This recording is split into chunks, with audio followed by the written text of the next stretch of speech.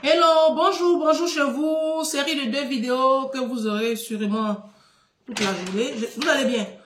Moi, je vais super bien par la grâce de Dieu. Ça va, je me maintiens un peu, ça va aller. Le travail, c'est pas facile, mais bon. On y va. Et il faut que je fasse un peu mon ménage. Mes potes là sont un peu sales. Bon, tant qu'à faire, vous allez bien. Vous allez liker la vidéo, vous allez partager. Vos enfants vont bien. Vos conjoints, vos épouses.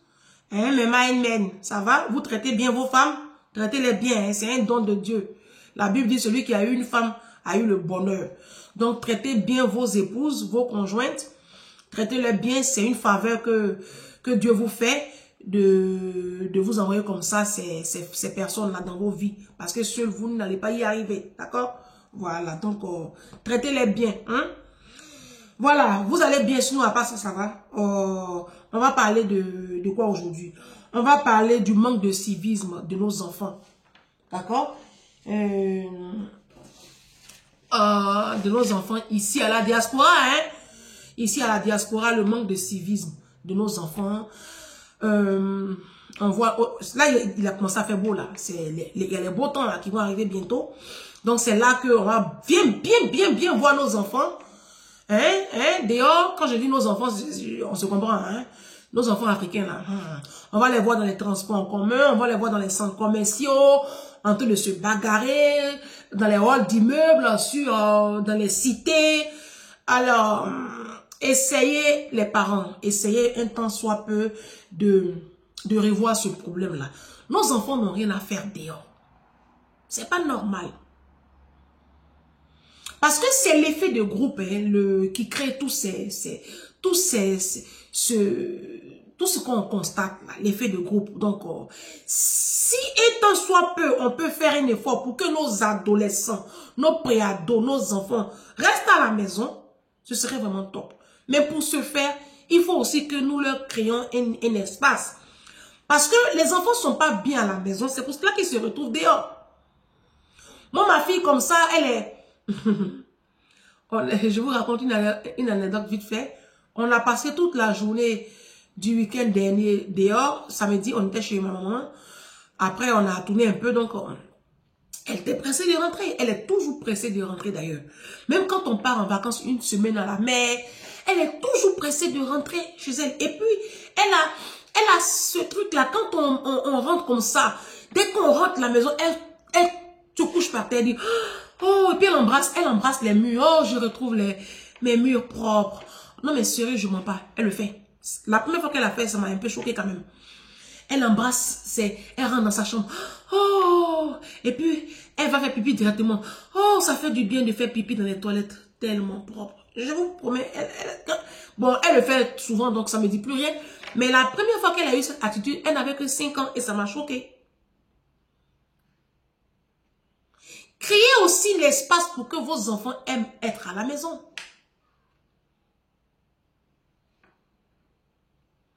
C'est parce qu'ils ne sont pas bien à la maison qu'ils se sentent bien dehors. Et les problèmes commencent, les problèmes d'incivisme. Alors on va en parler. Nos enfants cassent. Nos enfants détruisent pour rien le bien d'autrui.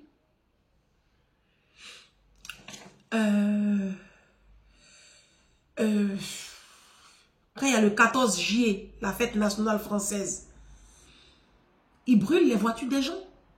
Pour rien. Pour rien.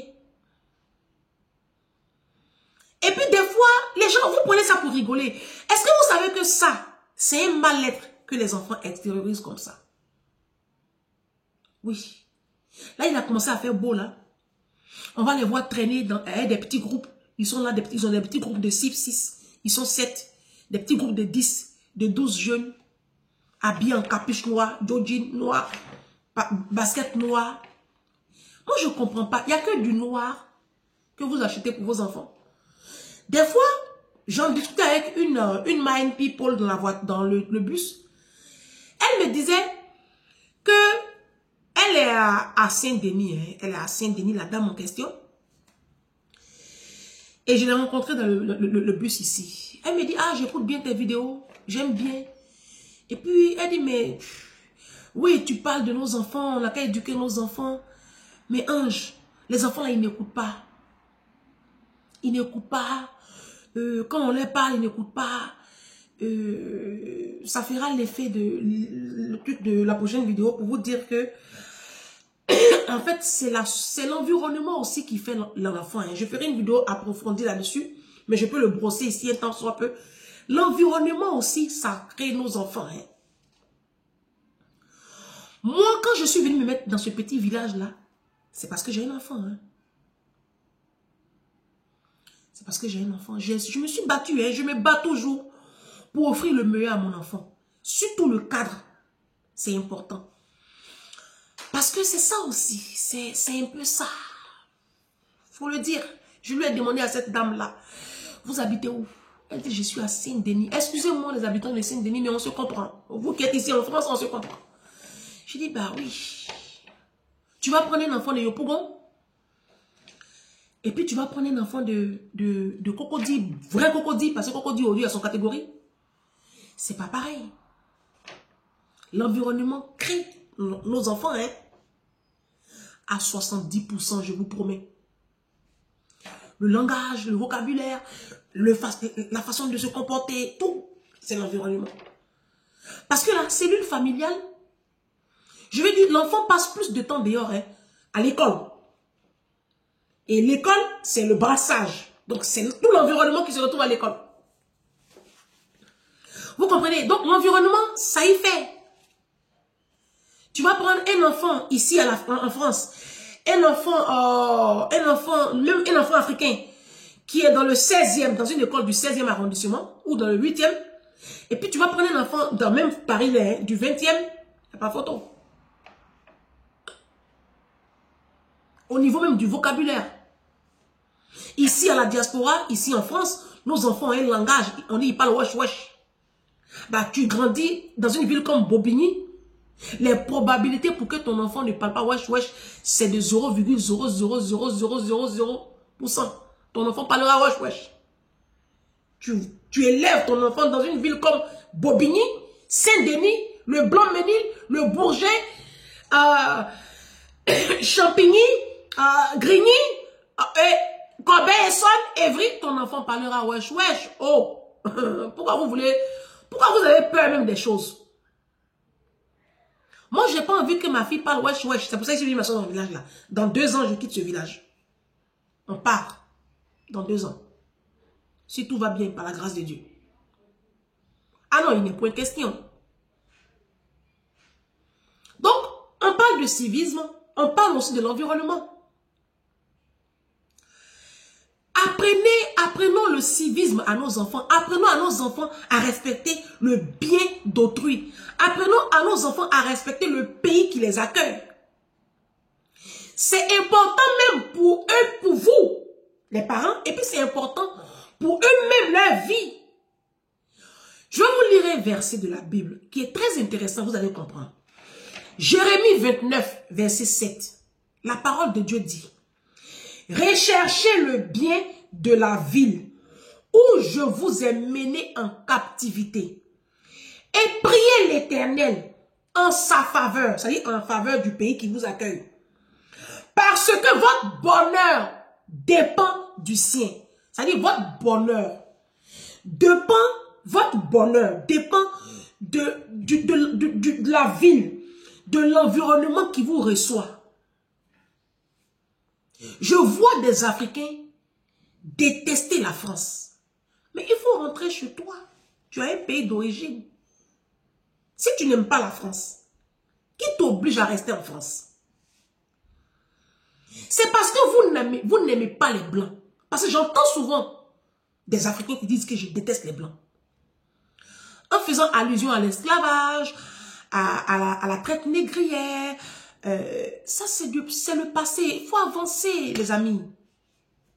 Les gens qui vivent constamment dans le passé sont des personnes amères et qui sont susceptibles de mourir pauvres et bêtes. Il faut avancer. Vous savez, les Blancs, même quand vous voyez là, il y a plein qui ont honte de ce chapitre-là, de notre existence. Hein. Ils sont nombreux qui ont honte de la traite négrière. Mais c'est pas ça a existé, on ne peut pas l'effacer, c'est fait, c'est fait. Vous comprenez? C'est comme il y a des femmes aujourd'hui qui ont eu des enfants avec des hommes, elles ont honte même. Si elles pouvaient retourner en arrière là, elles n'allaient même pas coucher avec ces hommes-là. Mais tu as fait, c'est fait, c'est fait. Tu passes à autre chose.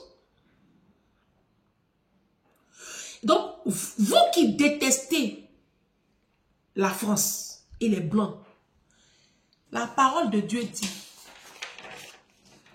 qu'il faut rechercher le bien de la ville qui t'accueille, du pays qui t'accueille.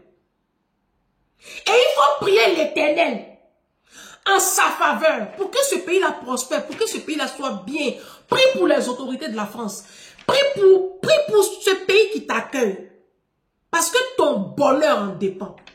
Ça, c'est Dieu qui a écrit ça dans Jérémie. Hein. Moi, je ne suis pas une menteuse. Il faut aller lire Jérémie 29, verset 7. Il y a des gens il y a des Ivoiriens qui sont à Abidjan, qui sont en Côte d'Ivoire, et qui détestent le président Alassane Ouattara d'une manière. Laisse tomber. Il y en a même qui prient pour qu'il meure. Il y en a qui prient pour qu'il y ait un coup d'État. Il y en a qui jeûnent pour qu'il y ait un coup d'État, pour qu'on l'enlève. Jésus dit, il faut rechercher le bien dans le pays où tu es là. Et puis il faut prier l'Éternel en sa faveur. Prions pour nos autorités qui ont souvent perdu la tête en Afrique. Ils sont pas bien, nos autorités en Afrique. Oui, parce que nous-mêmes, si on nous met là-bas, on va faire comme eux. Hein? Donc, prions pour eux. Et puis, Dieu va faire le reste. Parce que notre bonheur en dépend. Vous priez pour qu'il y ait l'instabilité là. Mais quand il y a l'instabilité là, est-ce qu'il y a le travail? Tout est fichu. Tout le monde perd. Tout le monde perd. Aujourd'hui, vous détestez la France. Ce pays-là qui te donne tant. Ce pays-là qui donne une seconde chance à ta vie. Aujourd'hui, tes enfants mangent à leur faim. Ils ont goûté, ils ont gâteau. Tes enfants mangent du chocolat. En Afrique, là, tes enfants connaissent où des chocolats. Tes enfants vont dans les écoles. Ils vont à l'école. Il n'y a pas Fessi qui va venir siffler. Siffler dehors. Il faut respecter le pays qui t'accueille. Donc, on doit apprendre le civisme à nos enfants. Nous, la diaspora. On doit apprendre à nos enfants à respecter le pays qui les accueille. À respecter, comme ça déjà, les immeubles où ils habitent. Faut pas qu'ils vont taguer sur les immeubles, les tags là. À respecter les transports en commun. Nos enfants vont dans les transports en commun et puis ils écrivent sur les trains, dans le métro. Et vous êtes là et puis vous ne dites rien. Ce n'est pas normal. La dernière fois j'étais à Pôle emploi, qui est devenu maintenant France Travail. Et puis je vois une maman africaine, son petit garçon de 3 ans, 2 ans, qui a arrêté avec ses chaussures remplies de boue parce qu'il venait de pleuvoir dans les fauteuils d'attente là. Et puis elle dit rien. Elle joue avec l'enfant et le vigile est venu pour dire, mais madame, qu'il s'asseye. Et puis, ça la choque pas quoi. Je l'ai regardé comme ça. J'ai dit, mais vous trouvez ça normal? Si avant vous là, si des personnes avaient fait ça, est-ce que vous pensez que vous allez pouvoir vous asseoir sur cette chaise-là? Elle est propre, ça vous plaît? Mais regardez ce que votre enfant est en train de faire. Donc, la chaise maintenant est sale. On fait comment? Elle me regarde comme ça, elle a de gros yeux, comme si je parlais comme si j'étais un fantôme. Ce n'est pas normal. Le civisme là, c'est depuis le berceau, on apprend ça aux enfants. Apprenez à vos enfants à respecter le pays qui les accueille. C'est comme ça qu'ils vont respecter un jour leur pays d'origine quand ils vont rentrer. Quand ils vont rentrer, nos enfants, ils vont rentrer. Hein? Ils vont rentrer pour construire la Côte d'Ivoire, pour construire le Mali, pour construire le Sénégal, le Cameroun, le Burkina, la Gambie, la Guinée équatoriale, tous les 3 Guinées, le Gabon, la Centrafrique. Nos enfants vont rentrer. S'ils ne respectent pas le Canada, les États-Unis, la Belgique, Londres, s'ils ne respectent pas la France, si nos enfants ne respectent pas l'Italie, oui, s'ils ne respectent pas ici, là, quand ils vont rentrer demain, ils ne respecteront pas leur pays d'origine. C'est un cercle vicieux. L'éducation, là, c'est important. Il faut qu'on donne une éducation à nos enfants. L'été, là, a commencé. L'été a commencé, il a commencé à faire beau. On fait quoi pour occuper nos jeunes enfants à la maison? Il faut bien les occuper. Il faut faire des activités avec nos enfants. Il faut les inscrire à des activités sportives. Il faut les sortir. Il faut surtout créer à la maison un cadre pour qu'ils aiment être chez eux. Les enfants doivent avoir une chambre, les filles ont leur chambre, les garçons ont leur chambre. Si vous n'êtes pas encore logé, que vous êtes encore dans des logements d'urgence, c'est pas la peine de penser à faire encore d'autres enfants, attachez vos trompes. Vous voyez, il y a tout ça. Mais déjà, ceux qui sont là, apprenons-leur à respecter le bien commun qu'on a ensemble. Apprenez à vos enfants à respecter la nature. On ne pisse pas partout. On ne crache pas partout. Quand on rentre dans le bus, on ne salit pas. Quand on va dans les toilettes publiques, on ne salit pas derrière. On nettoie derrière avant de sortir. On ne casse pas. Et tu n'es pas content d'un système. Quand il y a une manifestation, vous ne cassez pas. Quand les blancs marchent là, vous les voyez casser. C'est quand les petits arabes, les petits noirs rentrent dans les trucs là, il y a les casses. Non, vous voyez les blancs là casser. Les casses qu'on fait là, vous les voyez. Ce sont nos enfants qui traînent dans les gares à minuit, sous prétexte qu'on est en été, il fait encore jour. Mais le fait est qu'il est minuit. Normalement, au-delà de 20 h, on ne doit pas voir un enfant dehors. Mais là, il a commencé à faire beau. Donc, jusqu'à 22 h, pour vous qui êtes en Afrique, ici à la diaspora, ici en France, jusqu'à 22 h, il y a le soleil.